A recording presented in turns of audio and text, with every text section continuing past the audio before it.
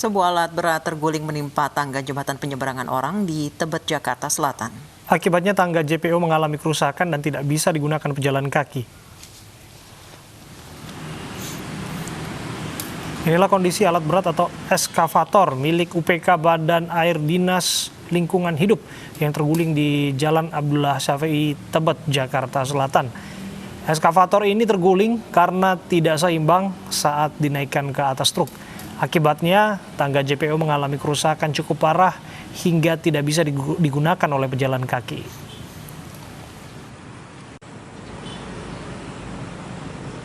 Mau naik ke mobil truk itu, ya mungkin karena dia nggak pas jatuh akhirnya. Gitu. Oh berarti posisi bekonya sendiri mau ditaikin ke mobil angkutan? Iya, mau ini karena habis dari banjir. Banjir. Setelah itu tiba-tiba langsung robohin JPO, Pak? Iya.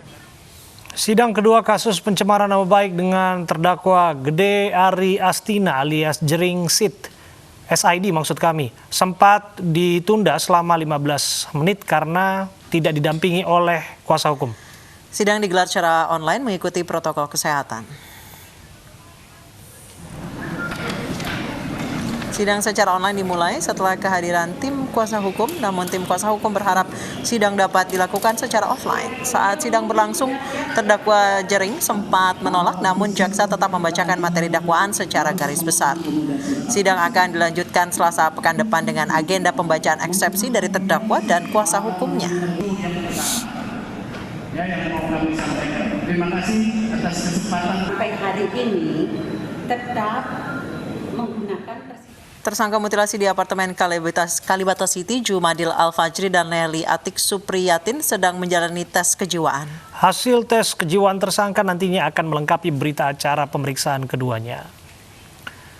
Tes kejiwaan akan menitikberatkan pada pemeriksaan tersangka Fajri. Dalam hasil penyidikan dan gelar rekonstruksi, diketahui tersangka Fajri merupakan eksekutor tindakan mutilasi.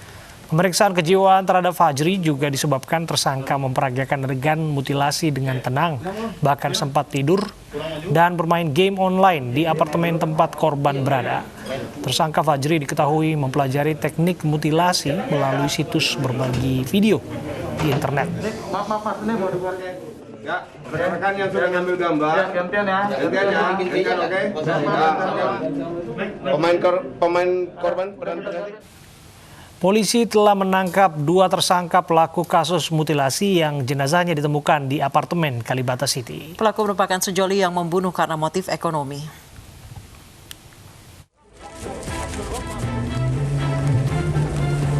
Jenazah Rinaldi Harley Wismanu, korban pembunuhan dan mutilasi yang jenazahnya ditemukan di apartemen Kalibata City, telah dimakamkan di kampung halamannya Sleman, Yogyakarta pada 21 September.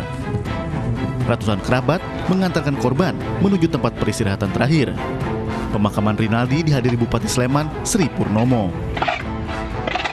Polisi kini melibatkan psikiater untuk memeriksa kondisi kejiwaan kedua tersangka, terutama Jumadil Al-Fajri yang berperan sebagai eksekutor pembunuhan dan mutilasi.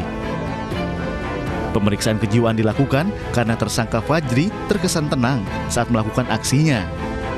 Bahkan sempat tidur dan bermain game online di apartemen tempat jenazah korban disimpan.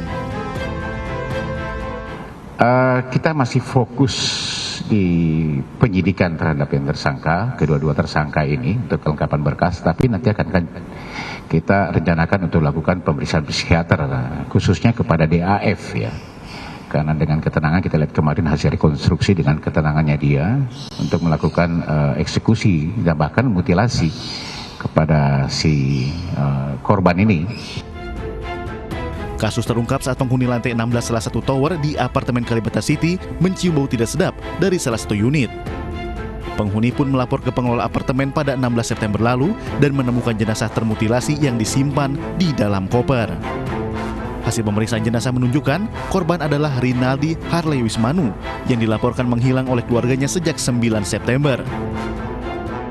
Setelah diselidiki, polisi menangkap tersangka yang merupakan sepasang kekasih di rumah di kawasan Cimanggis, Depok, Jawa Barat.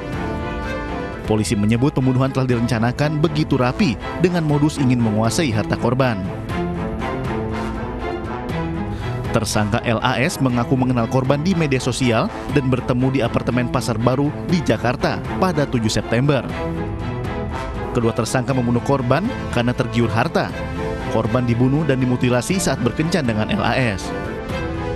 Dua tersangka membawa jasad korban ke apartemen Kalibata untuk disimpan sementara sambil menyiapkan rumah sewaan di Cimanggis, Depok sebagai tempat penguburan.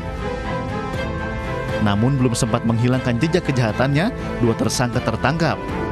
Dalam olah tempat kejadian perkara terkuak, jasad korban dimutilasi menjadi 11 bagian, lalu dibungkus dan disimpan dalam koper. Dari Jakarta, tim liputan iNews melaporkan.